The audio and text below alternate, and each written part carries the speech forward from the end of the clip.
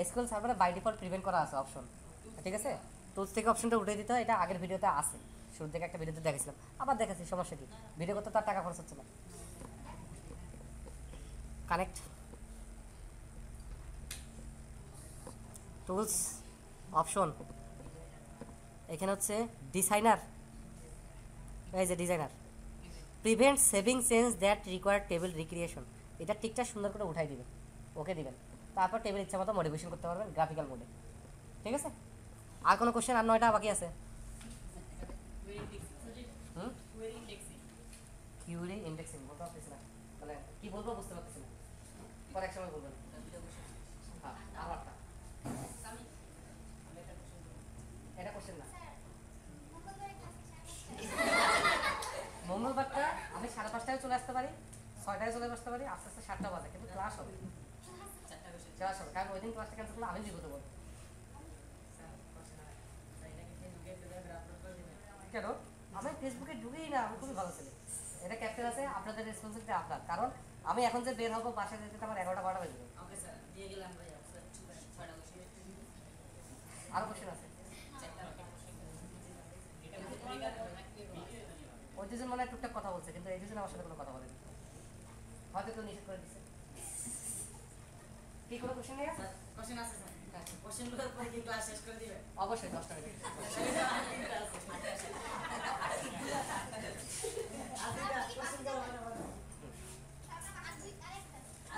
এটা কোশ্চেন না, এই এসকিউএল এর উপর, এসকিউএল এর উপর।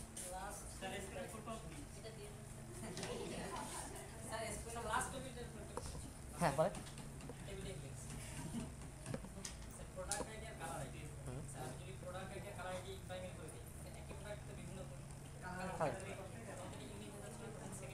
একই প্রোডাক্ট বিভিন্ন কালার হতে পারে, শুধু প্রোডাক্ট আইডিকে ওই জন্য প্রাইমারি কি করা যাবে না, দুইটা মিলে প্রাইমারি কি করতে হয়েছে, যাতে একই প্রোডাক্টের একই কালার দিতে পারে না, ঠিক আছে?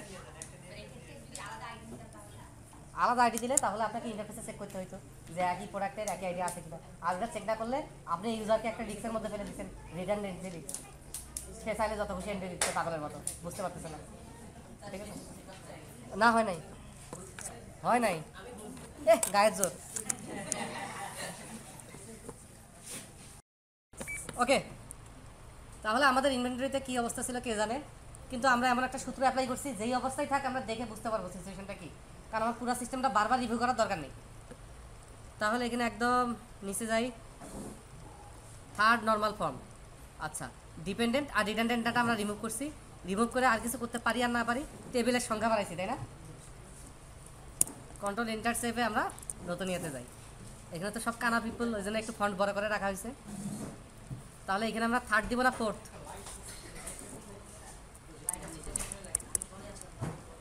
ওই দেখো আমি শুরু করছি, ওরাও শুরু করছি।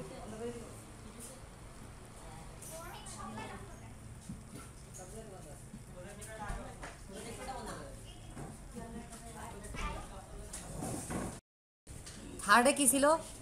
রিপিটেড আর হচ্ছে ইরেগুলার ডাটা, এর মধ্যে আমরা আলোচনার ভিত্তিতে অনেক রিপিটেড অনেক ইরেগুলার ডাটা কমাইছি, বিবেচনাই করি নাই এটাকে রিপিটেড হিসেবে, তাই না? এবং অনেক ইরেগুলারকেও বিবেচনা করি নাই, কারণ আমরা ওই সিস্টেমে যাবো না, যেহেতু আমরা রিয়েল লাইফে কাজ করতেছি না, সেহেতু আমরা একটা সিচুয়েশন ক্রিয়েট করে ওইরকম করে আলোচনা করে তৈরি করছি। রিয়েল লাইফে কাজ করতে গেলে যার কাজ করবো তার তার সিস্টেম অনুযায়ী এখানে কিন্তু অনেক চেঞ্জ আসবে, কারণ সব ইনভেন্টরি সেম না। ওকে, তাহলে এখানে যেন কি হবে, এখানে ডিফাইন পিকে অ্যান্ড এফকে আর হবে না, তবে এখানে যা হবে remove dependent and redundant data. এখন ডিপেন্ডেন্ট আমরা প্রোডাক্টে খুঁজবো, হ্যাঁ নাকি খুঁজবো? প্রোডাক্টে যদি খুঁজি dependent, ID, name, code, meta tag, description, এগুলোকে আমরা বিবেচনা করি নাই অন্যভাবে, category ID, unit ID, brand ID, size, warranty, list price, VAT, discount price, এখানে প্রাইসটা হচ্ছে ডিপেন্ডেন্ট, অতএব প্রাইসটা এখানে আমার দরকার নেই। ওকে, ডিপেন্ডেন্ট ডাটা রিমুভ হয়ে গেল, ক্যাটাগরিতে আর নাই, কান্ট্রি, প্রোডাক্ট রিভিউতে নাই, প্রমোশনে নাই, বোঝাই যাচ্ছে এগুলোতে থাকবে না, কারণ আমরা যেহেতু অলরেডি এগুলো নিয়ে অ্যানালাইসিস করছি, আমরা ছোট্ট বাবুটি নই।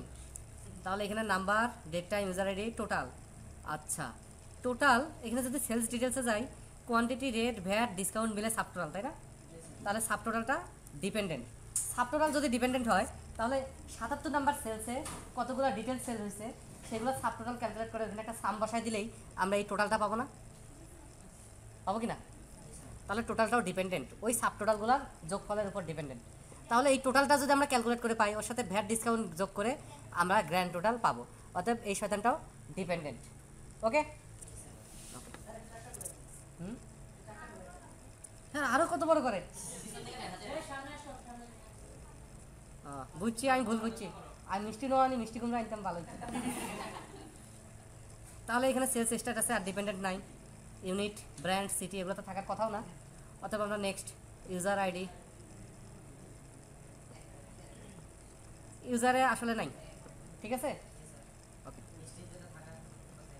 হ্যাঁ এখানে সব ইউজার অ্যাপ্রুভ না, এগুলো ইরেগুলার ডাটাতে যাইতো। তাহলে ব্লক, সব ইউজার ব্লক না, এগুলো রিপিটেডে যাইতো, তাই না। এগুলো যেহেতু আর আগে আলোচনা করা হয় নাই, নতুন টপিক্সে চলে আসছে, ওই দিন মানে কমপ্লিট ছিল না ব্যাপারটা, কমপ্লিট করা হয়নি। যাই হোক, এগুলো আমরা পরে করে ফেলবো, ওই ব্যাপারগুলো নিয়ে আর আলোচনা করতে চাচ্ছি না, কারণ একই জিনিস তো, ইরেগুলার আর হচ্ছে রিপিটেড, ওটা আমরা পরে করে ফেলবো না। এখানে আমি আপাতত ডিপেন্ডেন্ট রিডান্ডেন্ট দেখতে পাচ্ছি না বা দেখতে চাচ্ছি না। এখানে সে পার্সেসে এসে আমরা এই পার্সেসটার আমি অ্যানালিসিস করেই নাই, ও এগুলো বাদ ছিল, এগুলো আপনাদের কাজ দেওয়া ছিল, তাহলে সেল যেহেতু করে দিছি, পার্সেসে আমি আর কথা বলতেই যাচ্ছি না, কী দরকার, একটু প্র্যাকটিস করা হোক। কেউ কনফিউজ হলে ফোন করবে অথবা ক্লাসে তুলবে ব্যাপারটা, যাতে বাকিরা যারা চুপ থাকে তাদেরও ক্লিয়ার হয়। রিডান্ডেন্ট ডাটা কই পাবো? প্রোডাক্টে আমি দেখতেছি যে একটা সিরিয়াল আছে কি না, আবার আমি সেলেও দেখতেছি একটা সিরিয়াল আছে, থাকা উচিত ছিল, সেলেও একটা সিরিয়াল আছে বা আমি বসাই দিলাম। এখন এই সিরিয়াল নাম্বারটা রিডান্ডেন্ট কিনা, প্রোডাক্টে list price, VAT, discount calculate করে একটা প্রাইস পাবো, সেই প্রাইসটাই রেটে বসবে কিনা, ঠিক আছে।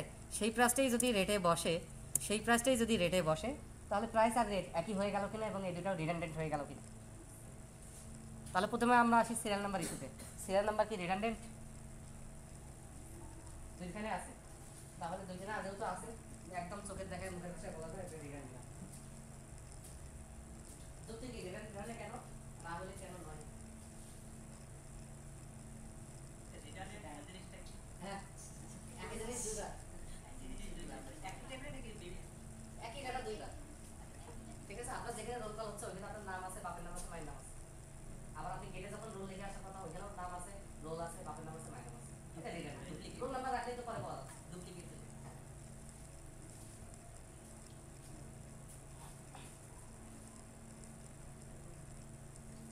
একটা মুভি সাইজ 12 গিগাবাইট, এই মুভিটা কি দুইটা ড্রাইভে আলাদা আলাদা করে রাখবেন? একই মুভি একটা রিমুভ করবেন না, তাহলে এখানে সিরিয়াল নাম্বার কই থেকে রিমুভ করবেন?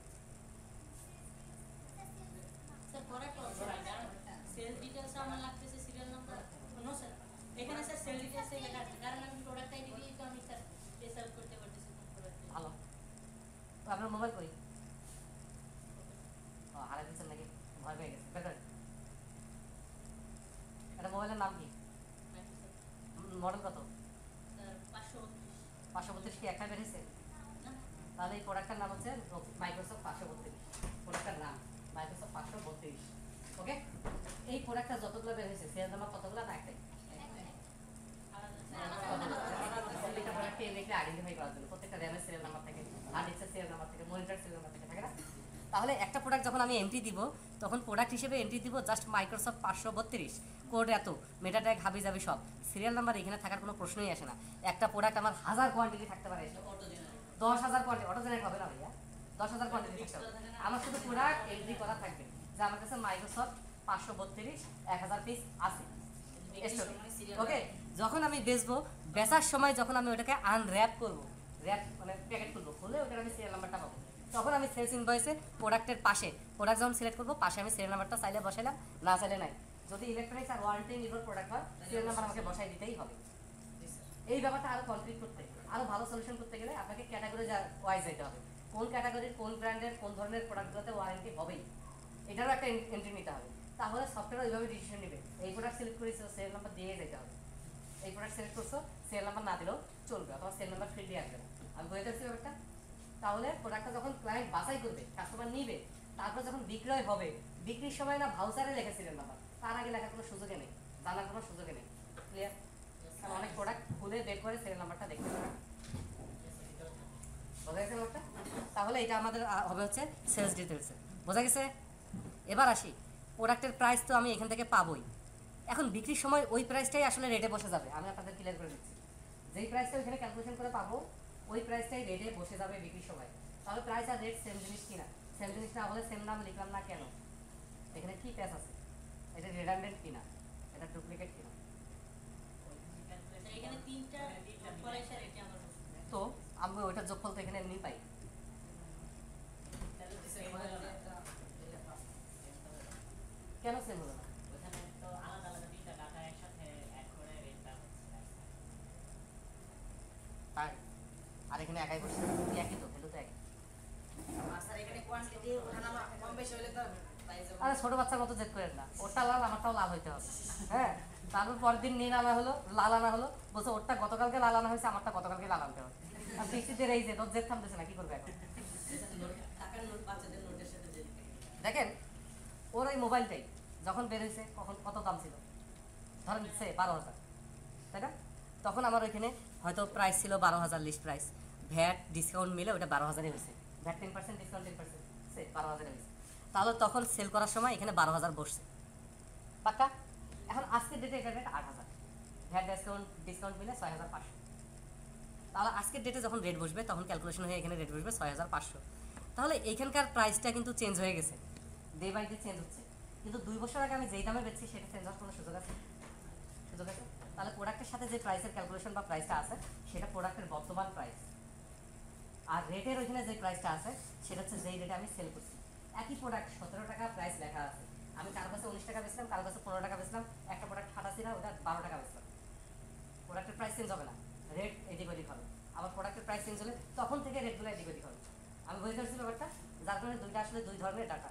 একটা হচ্ছে যেই দামে আমি সেই সময় বিক্রি করছি বা সেই সময় বিক্রি করবো, আর প্রাইসটা হচ্ছে বর্তমানে কত প্রাইস চলতেছে। এটা একটা সাজেশন আকারে যাবে সেলসম্যানের কাছে, ও তো আর বসে বসে মুখস্থ করবে না সব প্রোডাক্টের দাম কত।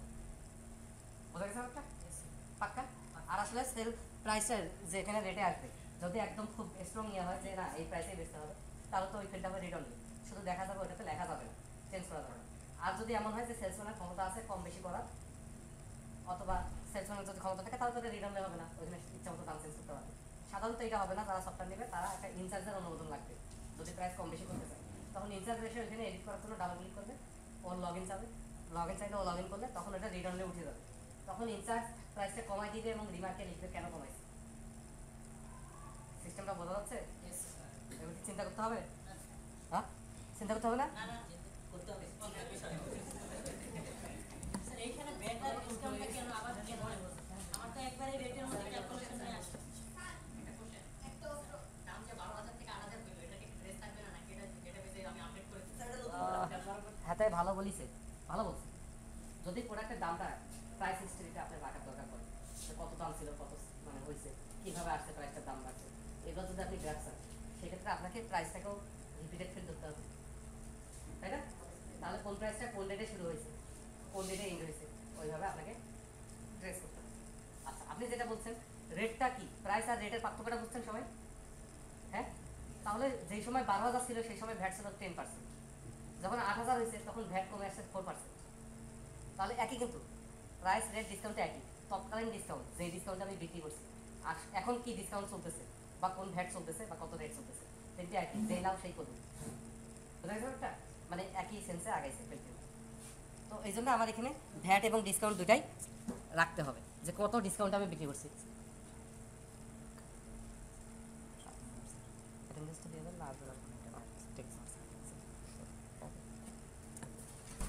তাহলে রেডি? এবার এগুলো ছিল হচ্ছে ডিপেন্ডেন্টের পর আমরা রিডান্ডেন্টে আসছিলাম, তাই না? নিজ দায়িত্বে খুঁজে নেবেন এই যে কান্ট্রি আইডিগুলো। সিটি আইডি থাকলে সেখানে আর কান্ট্রি আইডি থাকার কোনো দরকার আছে? কোনো দরকার নেই। এগুলো নিজ দায়িত্বে খুঁজে নিয়ে আপনি কাট করে দেবেন। আর কোথাও যদি কোনো আপত্তি থাকে বা কোনো অসংগতি মনে হইতেই পারে, আমি যেটা ভাবতেছি আপনি সেভাবে ভাববেন এমন কোনো নিয়ম নাই। আর এরকম করে কেউ ভাবলে তাকে অন্ধভক্ত একটা তকমা দেওয়া হবে, অন্ধভক্ত আমরা কেউ চাই না, বুঝেছে? অনেক ক্লাসে ইচ্ছা করে ভুল বলি আর দেখি সুন্দর মাথা দিলে হ্যাঁ হ্যাঁ হ্যাঁ, মানে ওর মনোযোগ নাই, কোনোরকম ক্লাসটা পার করতে পারলে বাসে।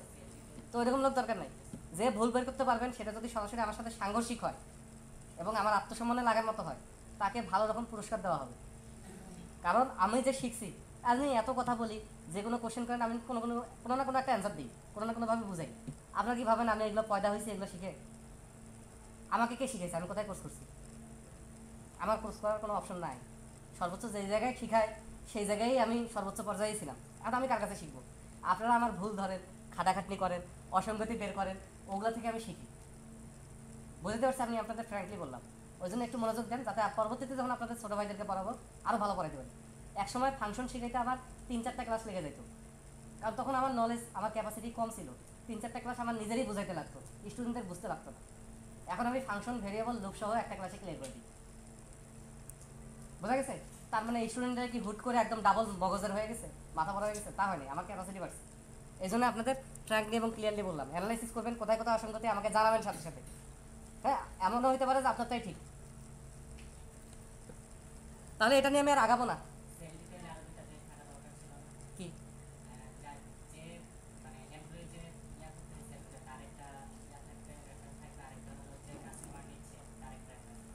ওরে বাবা, এটা তো তাহলে এমএলএম সিস্টেমের দিকে চলে যাচ্ছি আমরা। ওই যে আমরা বাউন্ডারি মারছিলাম, এটা শুধু ইনভেন্টরি। বাউন্ডারিটা মনে রাখতে হবে, কোনো অবস্থায় বাউন্ডারি বলে দেওয়া যাবে না। আপনার সাজেশনটা খুবই ভালো, রাখতে পারলে আমি খুশি হইতাম। কিন্তু ওই যে এই সাজেশনগুলো নিতে গেলে আমার এটা ধীরে ধীরে এআরপিতে চলে যাবে। হ্যাঁ, তখন বলবে যে হ্যাঁ তাহলে এই স্যার একটু রাখা যায়, তো কমিশন সিস্টেমটা রাখা যায়, কার কত কমিশন আসলো, কমিশনের রেটটা আসে, বুঝছেন ব্যাপারটা? মার্কেটিংয়ের ব্যাপারটা তখন চলে আসে, ক্লায়েন্টের দাঁড়ালে কল করি, ইমেল করি, তাহলে আমার বাউন্ডারি থাকলো না, সফটওয়্যারের বাজেট, ডেডলাইন সব ক্রস হয়ে যাবে। আমরা বাংলাদেশি ডেভেলপাররা এই এক জায়গায় ভুল করি, বাউন্ডারিটা না বুঝে, আরে আরেকটু দেখি অসুবিধা কি। তো কেউ যদি একটা শার্ট বানায়, তাহলে কি আর একটু ঝোল লাগাই দিবেন যে বেচারা পাঞ্জাবি হিসেবেও করতে পারবে, শুক্রবার নামাজ পড়বে? অতএব শার্ট বানানোর সময় আমরা এক্স্যাক্টলি শার্টই বানাবো, এটাকে ফতুয়ার সাথে মিক্স করবো না। বোঝা গেছে ব্যাপারটা? আর শার্টের 2 সাইড কাটে দিলে ও ইন করলে শার্ট, ইন না করলে ফতুয়া, কি মজা!